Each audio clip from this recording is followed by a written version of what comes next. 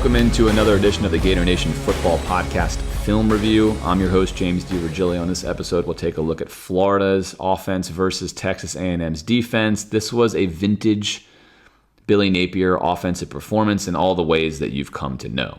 As always, of course, I'll break this down for you. I'm going to take a look at probably just 8 to 10 plays in this game. No need to belabor the point, but I'll show you some of the most important plays, and we'll take a look at what went right and what went wrong on those plays. As always, if you like this content, sub to this channel, follow us on social media, check out our weekly podcast, and drop us a dono where you can support our efforts to bring you this type of content all year long. Also, join us on October 5th during the UCF game for a tailgate on Gator Walk. The link is in the description. You do need a ticket. The ticket's basically free. It costs just $1, and I'd love to meet you and see you there. All right, without further ado, let's hop right into this film. The first play we're going to look at is 3rd and 13, where we're going to see Mertz overthrow as intended receiver Burke. There was no Trey Wilson in this game, which of course has hurt Florida. If there's no Trey, Florida's offense really tends to struggle. And against a Mike Elko-led defense, things were going to be tough. Florida's offensive line, as we're going to see in this film review, struggles consistently. On this particular play, it's going to be just fine. There's Burke getting over the dropping defender. He's going to get over the dropping defender here and get into the pocket. Mertz just needs to deliver the right throw. He's got plenty of time, climbs the pocket nicely. He's on platform. Delivers a good, strong pass, and it's just a little high. Burke does need to catch this, in my opinion. Mertz could have made a better ball. A little more touch may have led this to be an easier catch, but I think Burke needs to come down with this, help your quarterback out, and he has it again right here, but the ground takes him down. Unfortunate for the Gators. Right read for Mertz. Good decision, good pocket presence on platform, just slightly high, and Florida cannot convert. They wind up punting on their first drive. 3rd and 11, Florida's going to get the protection way wrong here. A&M coming with a very creative front here with both stacked to the outside. Player here. You see the point. Who's the Mike? Who are we keying off of? And Florida's going to get this wrong, as you're going to see, because left guard and center are not going to look at all right here. So the protection is going to be wrong on this one. We're also going to have Austin Barber, who for whatever reason has seemingly significantly regressed on film. Very concerning for Florida. He's going to get power rushed and he's going to get driven back.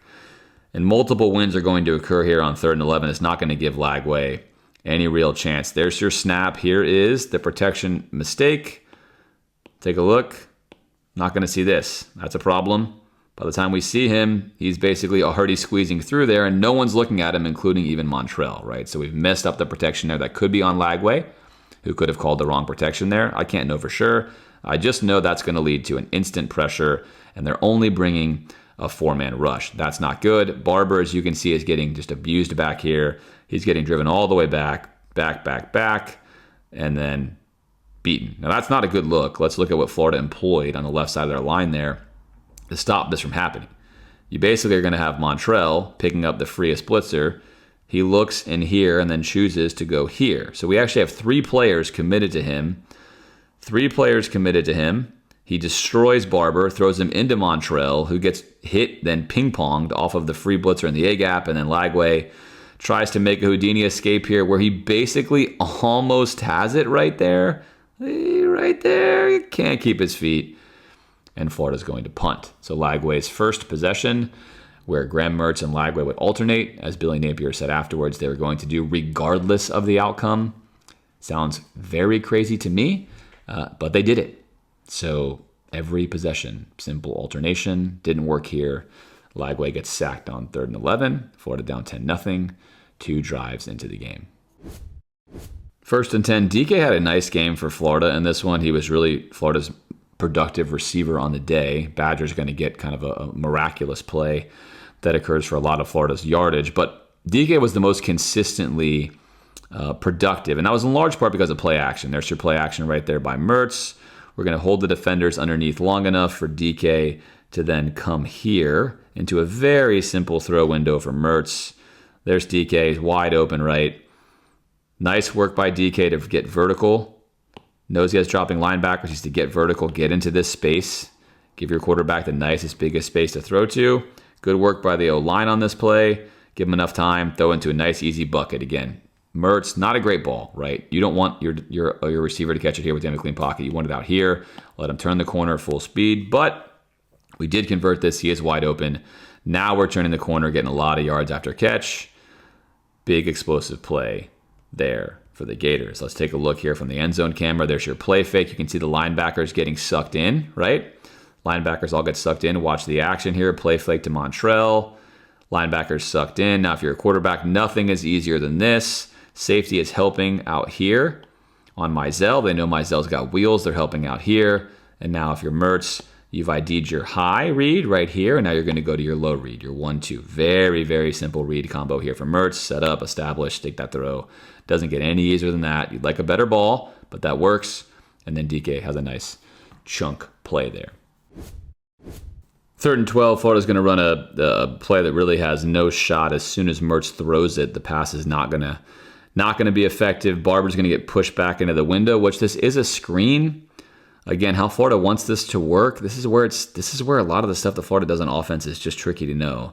You can run a tunnel screen in a lot of ways here, and you can make this work. Let's stop right here. But if you're drawing this up, Barber's going to get put right into the throw window. This is the throw window if you're Mertz, right? He needs to get this ball here, ideally, right out in front of him, so that you can get your pulling blockers out here, your lead blockers to get out there. But look at what he has here. I mean, he's got a guy right in his face. He's got Barber there. I mean, he doesn't have a window to get this to him. In fact, he's quite lucky the ball even gets through at all. I mean, look at that. It's kind of a miracle it gets through there. It does, but now we're dead, right? As soon as this happens on 3rd and 12 on a screen like this, Florida has big offensive linemen, 2 offensive line coaches, and an offensive line that's simply offensive, right? They're not fast. Typically, if you're a zone blocking team like Florida is, you want to have fast linemen that are agile. We don't recruit those guys for the most part. There's just a lot of confusion with what Florida's doing in so many facets. We're not going to get out here fast enough, number one. Number two, this throw is not going to allow us to get into the window we need.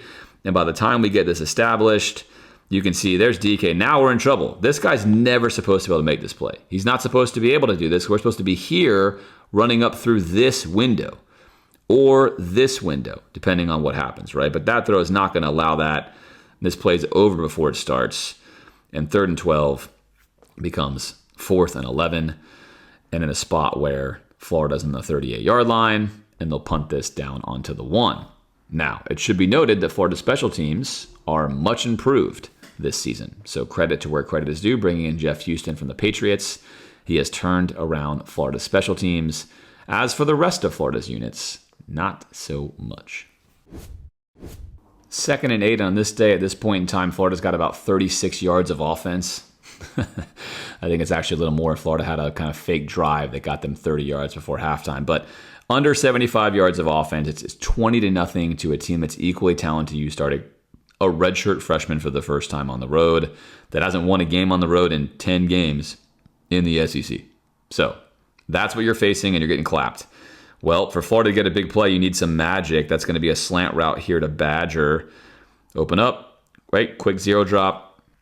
Put the route on your receiver. This ball is going to be thrown way, way behind Badger. I mean, this is a horrific ball from Mertz. Ball placement just absolutely terrible. And maybe he saw this coming and he wanted to set up something that he otherwise wouldn't have gotten. But obviously you want this ball to be here so he can hopefully beat this defender and get the first down. Instead, Mertz misses very, very badly, and Badger does a nice job to stop that and then make this catch where presumably he's going to get tackled, but the defender sees some ball candy and says, well, I want to try to knock that out, actually. Forget that. I'm going to try to reach for that. I'm going to try to reach for it again, and now I'm not going to tackle him. And then Badger's off to the races. He's going to be off to the races here, turn the corner, and then we're going to get, as Florida does at the end here, right, we're going to get a block. It's not going to work. There's Montrell. We're going to get maybe a hold, right? Maybe not a hold. They're going to call it either way, which, again, Florida's good at getting that kind of stuff to negate big plays. Badger thinks he's got a tutty. He doesn't. There's your holding call.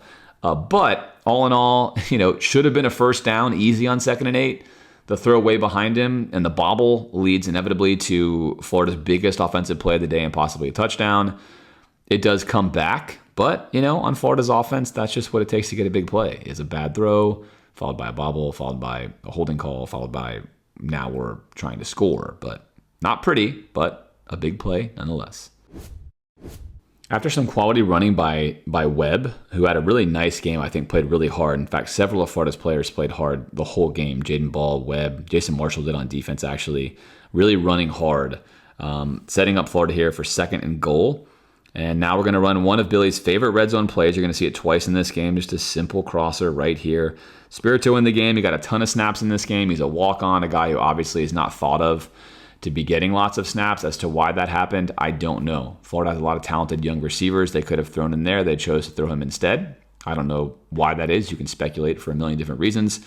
But great kid, not a guy typically you'd be thinking you'd be playing at the SEC level versus A&M. Certainly not for as many snaps as he got as the game went on. But he's in there now, and here is what we're going to run. The crossers, like I mentioned, and it's going to work right here as Badger easily wins, out-leverages, gets the job done here. Mertz with an easy ball to him, wide open, just put it anywhere on him. And Florida's on the board, down 20-7 now, so they're not totally out of this. Of course, it feels like they're totally out of it. They're going to wind up being totally out of it, but just down 2 scores despite an abysmal start to the game. This touchdown to Badger puts them in play to at least contest the result. 3rd and 10 now for Florida. Florida's going to come out. 3 receiver look up top, so 3-by-1 here. Montrell in at running back, and if you guess that the hitches are going to be covered, you're going to be correct. So hitch is the top of your screen. There's your little simple drag from Boardingham right here. Hitch is up top right here, double hitch. That's what Lagway's going to look at. It's not going to be there. He's going to pull it down. He's got, of course, the check down from Montrell, which Florida likes to run. Again, it's 3rd down and 10. You've got your check down a good 6 yards behind the line of scrimmage, and the Billy Napier offense always seems wise to me that we do that. We like that. And then Lagway's going to try to escape, but again, one of the biggest lessons, of course, for any quarterback to learn, especially coming from high school, is in the SEC, it's pretty close to the NFL, and these defensive linemen can fly. And he thinks he's out of there. He does nothing wrong here, by the way, but it's just one of those things where pocket presence can only be learned through experience. And although he's trying to escape yet again, he gets a shoestring tackle on him. So instead of being able to buy time, he gets taken down and he's sacked again, and that will end Lagway's possession here and Florida's possession. 3rd and 9 here. A&M pre-snap showing a safety that's probably going to roll to the way of Badger, but could run straight up, playing cover 1 man. Pre-snap, you would know this. Again, what's Florida going to run? We're going to see rub routes like we saw A&M run. Are we going to see any kind of combination that's tough to cover? Or are we going to wind up seeing hitch, kind of a little dig in here, and then a slant? Of course, we're going to wind up seeing that. Why would we see anything differently? So we put on film for years. We're going to do the same thing. A&M knows it. We know it. You know it. There it is. Badger does win. Nice separation here from Badger on this. It is 3rd and 9, right? He's going to have to, does he win enough to get a first down? Probably not. But Mertz knows that's not there, that's not there, that's not there, and that's not there. So I got to take this. Unfortunately, this ball here is going to be just a little behind again. So I showed you that play before. It's behind again here on Badger. This ball's got to be out in front of him, and it's not. And that's going to wind up leading to a ball that goes sky high up in the air. And then an easy pick, and we're off to the races for a simple pick 6. Florida getting shushed at home, Florida getting clapped at home, Florida getting destroyed. Florida, in my opinion, the worst it's been in the modern era. Billy Napier now presiding over the worst 2-year and 1-year run in the history of Florida football in the modern era, and therefore making him the worst Florida coach in the modern era. Really horrific display here 3 games into the season. 1 versus Miami, 1 versus A&M. Just getting utterly destroyed here at home. 2nd and 9, Lagway moving the ball down the field. Not a lot went right for Lagway in this game. He's going to have a drive here where he's going to make a few plays, but it wasn't pretty, wasn't quite clicking. You expect that from a freshman, especially when you're alternating drives against an opponent like A&M with a great DC like Mike Elko. But right away, you see with Lagway in the game that A&M is content to drop, and they're content to drop vertically. They know he wants to throw vertically. So if you're Lagway, you're opening up, you're reading right now, hey, they are going to sink back. So right now I'm thinking, what is my option that's not going vertical here, because they're sitting on those routes. And he's going to ID this correctly, and he is going to be perfectly okay to throw this hitch route. You've got a corner who's bailing. You've got leverage here. You can throw that hitch route. I'm totally fine with that. The best option is going to become his check down here to ball. And one of the benefits of being a good vertical thrower is your checkdowns are going to become much more viable because people are worried about you completing balls into these spaces up here. That's going to be a benefit to him. We talked last week about Lagway's footwork being very good in quick game, being very good at the start or the stem of his drop back, but then as the play would go on, he would basically lose fundamentals. He made a lot of really good throws off platform, but I had suggested, of course, moving forward, the more you do that, the more inaccurate you can become. And you're going to see this here, is as this right foot hits right now, there's DJ's right foot, he wants to now drive up one step, ideally, drive up one step, and then make your throw. Trust your read, make your throw, don't hesitate. Now we're going to watch that right foot come behind his body some, right? Not what I want. I don't want to see this action here. I don't want to see him open up like that. And now we're waiting too long, right? Now the game is moving faster. You're not quite trusting what you see. He's already turning around. You want this ball to be out. Now you're going to throw late. You're going to let this defender come downhill, and you don't want this to be a pick. So you haven't trusted your read that you had. Now you're uncomfortable. Now you get your feet underneath you, and you're going to try to drive this in, and you're going to lose control, right? He just loses control of this throw. He still has this throw at this point, but his initial read was correct. He loses control of this throw, and again, in my opinion, it's footwork, right? This step right here, not what you want. You don't need that step. Plant, drive forward, right? Drive forward. Do not have that step there. You don't need that step. Drive forward, stay on balance, make a throw. Gets a little off timing there. Tries to kind of wing this. Doesn't finish. Look at the right foot here. Doesn't finish this throw well. Doesn't complete what's going to be a first down on 2nd and 9. So I like the read. Proper place to go, right? And again, if you're panicking and your footwork goes to crap and you don't love it, then obviously you got ball here with a nice check down. But this is going to go for an incompletion. Going to sail this ball way out. He sailed a couple of balls on this day. And again, I think a lot of that comes from him cleaning up his platform. He's got to clean up his platform after the initial stem of the play in his drops. 3rd down now for Lagway. We are not going to get a good read here. He should take the underneath ball. I'm going to freeze it for you right here. He's got this throw all day long. Very simple. He sees space here, right? That's what he sees. He's going to open up and see that he's got a smash concept on, essentially, with Tank. And so we're going to run a hitch here, a little hitch or an out, and then a corner route. But this is the narrow side of the field, short side of the field to the boundary side. There's not a lot of space to fit this ball in. And this defender is reading this, and he is bailing. And you've also got a defender here.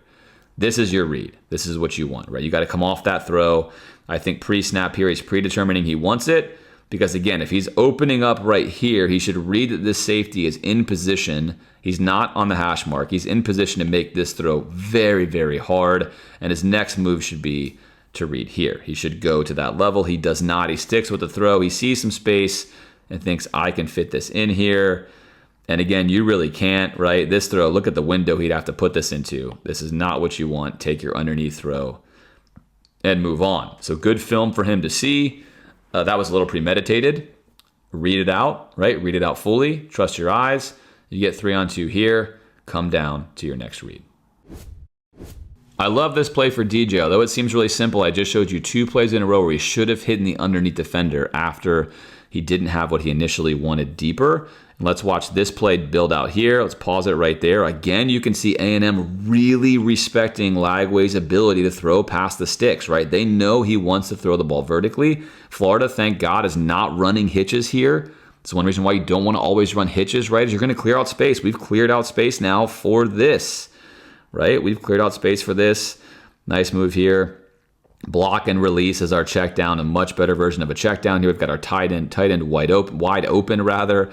And now I just need Lagway to recognize it. He's going to clear space this time. Clear space, keep his feet underneath him. We got a nice clean platform here. That looks good. I like that. Eyes downfield. Nothing here. Everyone's sank. I'm in good shape. Let's deliver a good ball and let him run for the first down. So really, really good stuff there from Lagway, right? You miss in the first 2. Recognize that. Get it on the 3rd one. Again, that's why playing multiple series in a row, no matter who's playing quarterback, is helpful. You want to keep progressing, get yourself into the game.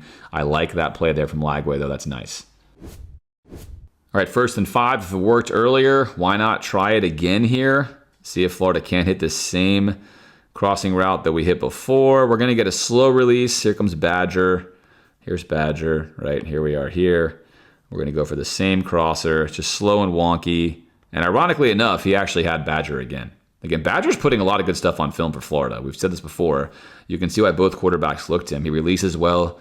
He's got good burst and acceleration. And again, Lagway actually had this here. But Florida on this play, I'm sure even in the helmet, Billy's thinking, hey, they're never going to see him coming. In reality, Badger was there. And I think Florida under Napier is oftentimes, and I don't know this for sure, I'm not in the huddle, I'm not in the helmet, I'm just watching plays for years, right, with Billy's offense, is not as much of a read offense as I would prefer modern offenses to be. It's more of a, at times, a Swiss Army knife, older school, hey, this is your primary read, your secondary read. And then on top of that, like, hey, look for this guy. He's probably going to be open here. Rather than what I would like here is just a soft eyes look. This is really a mesh concept, right? And this might be, for example, this might be the case, I don't know. But if you're Lagway, this is a soft eye read. You're going to slide back here. You're just going to keep your eyes focused right in the middle. And you basically just want to see, you want to be able to see what looks like it's coming open. Now, again, this is not a clean mesh. But right here, if you're just soft eyeing this, you should be able to ID that he's in trail.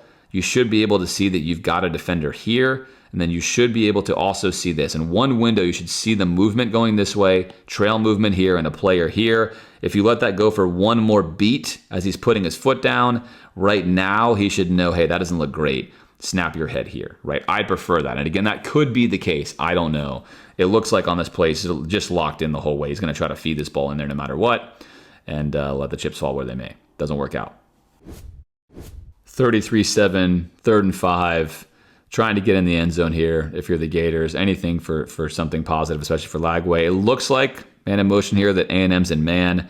They are going to be in man. They're going to blow a coverage here, and that's going to be largely because of the motion. So they talk about passing this off. He's going to say here, let's go here. Let's make sure this is right. But then the question is, who has DK? And you're going to see that 2 of them go here. So the motion works. Check for the Gators. The motion works. This safety picks up no one. DK is going to run the corner, going to get a little hitch here from Badger. So a high-low read, very simple read for Lagway. Open up, right, read this. One simple read window right here. Not complicated, very simple. Just read this window right here. You got 2 defenders flat-footed. Look over the top. You got space, put it in there, right? Exactly what he's going to do. O-line holds up. Again, for Lagway, this is what we talk about, right? This is not a great look from him pocket present-wise. Watch his feet. Watch his feet here. Hits the right foot. Yeah, we feel the pressure there. We're clearing some, but now we got a little bit happy feet. We're throwing, again, wide open here, jumping and throwing. No need for this, right? You want to see him kick into space, set the platform, drive the throw. He's a really good thrower, so he trusts himself throwing like this, but there's no need for that kind of throw. He's going to want to get more on platform as time goes on. I thought Florida was a little fortunate here that this play could have maybe not been a touchdown. You tell me. Maybe the refs felt sorry for us. I'm not sure. Either way, it does go for a touchdown for Lagway on a drive that I think was much needed for him in general. So he took something positive from the game. All right, the next drive is going to be a rushing touchdown, and then finally we'll take a look at the last drive of the game and our last play for this film review. All right, 1st and 10, last play of this film review. We're going to have Spirito running an out route here. We're going to get DK running a clear out route here. Nice job by the corner to obviously keep eyes on this play from Lagway. He's going to be in position to make a pick on an overthrow, but he easily could have just turned and ran with DK, but he's a zone defender here. He does a good job, so that should be mentioned. And then Lagway's going to have just an errant throw. Not his best throw here. We're going to drop back. Let's watch the footwork. Read this right away. So right now in this funnel, he can see what he wants to see for his throw. Dropping defender here. You got a vertical. He's going to run with him. Underneath defender here. And you have space for this throw. So I like this from Lagway. Good quick read. He's committed. He's got it. We're fine. We're on platform. There's a little hitch. Let's drive and make the throw on time, right? Everything about this right here is really good. He's on platform. We got a nice pocket. He's got the window he wants to hit. Tough thing for him is obviously you're not going to get a lot of separation there from a walk-on receiver. That's going to make things hard. And then he's got a tiny window to throw this into, and he misses it, right? Spirito falls down. I think without the falling down, he probably gets his hands on this, and that's unfortunate too. He falls down, but I like everything about that, including A&M's defender here, reading the throw and coming down. Actually, I like everything about this play from both sides. They're both playing this well. Lagway makes a slightly errant throw regardless, but again, if he's not falling down, he may be able to jump and catch this. So errant throw is probably me being a little harsh. Like in all reality, it might just be right there. Let's take a look at the other camera angle so you can see what I'm talking about from the end zone cam. Here we go. Let's roll this. throws. And then here's the end zone cam. And let's take a look at this. Again, we open up here. Here's our read, right? Really simple. You play quarterback. Here's our read. Open up here. Here's what you're seeing. Dropper. He's moving with your flat route. You've got leverage for your out route. You know you're going to throw the out route right here. You just have to put a good throw on. By the time, climb the pocket, confirm, and throw. Now it's nice. Look, again, the dropping defender here, very nice job. Eyes on the quarterback the whole time. He knows he's on top of the receiver. He knows he can make a play down here. You see your window to throw this ball. It's an easy throw for Lagway. Not a throw he's going to miss. There it is. You can see that it does come out. Again, the ball's still high, right? That's what I'm saying here. I think some people thought if he doesn't fall down, that's there. This ball is still pretty high. This is not where he wants that ball to be located. However, again, could it have been caught? Could it have been at least tipped? Yes, probably. But that's not DJ's best ball there. That's not the one he's going to say he threw the best, and Spirito falling is not going to help out either. But look, tight window, right read, good play by both sides. That's football. Sometimes that happens. I think this is also going to be Lagway's major weakness he needs to work on. The basic throws, the accuracy on those throws, I think leaves him wanting. And I think he'll spend his freshman year and this offseason improving that. And that's going to be something he has to improve, is becoming more consistently accurate on a throw-by-throw basis. All right, that's going to do it for this film review. As always, I hope you enjoyed it. I'll be back with you next week, of course, after the Mississippi State game. And let me know in the comments how many plays you want to see. Obviously, as this season goes on, it could keep train wrecking more and more. We don't need to belabor certain things. So let me know if you want to see more or less as we move forward. All right, it's been great being with you, and I'll see you next week.